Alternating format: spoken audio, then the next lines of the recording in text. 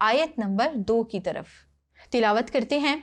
इन यस्कफूकुम यकूनु लकुम अअदाअन व यबसुतू इलैकुम ऐदियहुम व अलसिनतहुम बिस्सूइ व वद्दू लौ तकफुरून।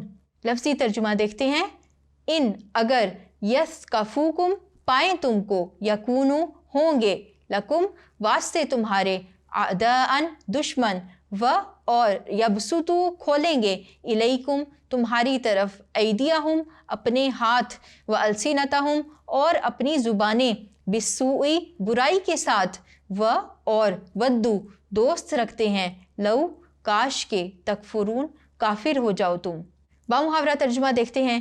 अगर ये काफिर तुम पर कुदरत पा लें तो तुम्हारे दुश्मन हो जाएं और ईज़ा के लिए तुम पर हाथ भी चलाएं और ज़ुबानें भी, और चाहते हैं कि तुम किसी तरह काफिर हो जाओ।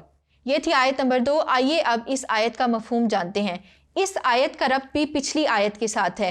अल्लाह ताला मोमिनीन को दुश्मनाने इस्लाम से दोस्ती करने से मना फरमा रहे हैं। फिर अल्लाह ताला ने सबब भी बयान फरमा दिया कि अल्लाह ताला ने क्यों ऐसे दुश्मनों से दोस्ती करने से मना फरमाया, क्योंकि वो मुसलमानों को नुकसान पहुंचाते हैं।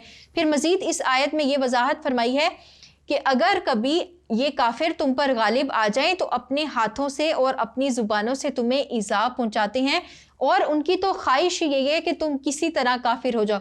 यानी अगर आप दीन इस्लाम से फिर जाते हैं, आप उनकी रविश इख्तियार कर लेते हैं, आप काफिर हो जाते हैं, तो वो आपको अपना दोस्त मान लेंगे, वो आपको किसी किस्म का नुकसान नहीं पहुंचाएंगे। तो अल्लाह ताला फरमा रहे हैं कि अगर वो आपको नुकसान पहुंचाते हैं, किसी किस्म का ईज़ा देते हैं, तो वो सिर्फ़ इसलिए कि वो इस्लाम दुश्मन है और आपने इस्लाम कबूल किया है, आप मुसलमान हो गए हैं, तो सारी फसाद की जड़ ही ये है कि वो इस्लाम के दुश्मन है, इसीलिए वो आपके साथ भी दुश्मनी करते हैं। तो ऐसा मुस्तकबिल में भी होगा कि जब कभी कुफार इक़्तिदार में आएंगे तो वो मुसलमानों को नुकसान पहुंचाएंगे, अपने हाथ के साथ भी और अपनी ज़ुबानों के साथ भी। लिहाजा मुसलमानों को ये चाहिए कि वो दोस्ती करते हुए एहतियात से काम लें, वो अपने हर अमल को सोच समझ कर अंजाम दें, हर कदम फूंक कर उठाएं कि कहीं उसका उठने वाला कोई कदम, उसका होने वाला कोई अमल उसके लिए या दीन इस्लाम के लिए कोई मुश्किल खड़ी ना कर दे। मिसाल के तौर पर हज़रत हातिब बिन अबी बल्ता का ख़त अगर बर वक्त कुरैश मक्का के हाथ लग जाता तो क्या होता? यहाँ से मुसलमान अचानक हमला आवर होते मक्का पर, लेकिन वो तो पहले से तैयारी में बैठे होते और इस तरह दीन इस्लाम ज़बरदस्त ख़तरे से दोचार हो जाता। फिर फ़तह मक्का के बजाय मदीना में भी मुसलमान महसूर होकर रह जाते। तो यहाँ पर इस आयत में यही बयान फरमाया जा रहा है कि इस तरह की कोई हरकत ना की जाए जिससे इस्लाम का ज़रा बराबर भी नुकसान होने का अंदेशा हो।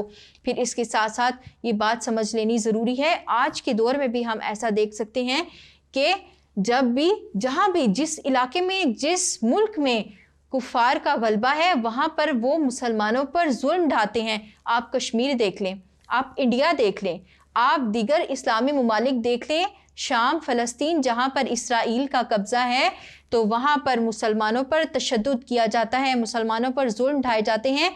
मुसलमान अपनी शनाख्त छुपाने पर मजबूर हो जाता है ताकि वो उनके मफासिद से बच सके, उनके शर से महफूज रह सके। तो अल्लाह ताला ने इस आयत में इसी हिकमत की तरफ इशारा फरमाया है कि जब भी कुफर गालिब आता है तो ज़मीन में फ़साद फैल जाता है। लिहाजा इस्लाम को गालिब आने के लिए ज़रूरी है कि दुश्मनाने इस्लाम से दोस्ती ना रखी जाए। ये थी आयत नंबर 2। आइए बढ़ते हैं आयत नंबर 3 की तरफ।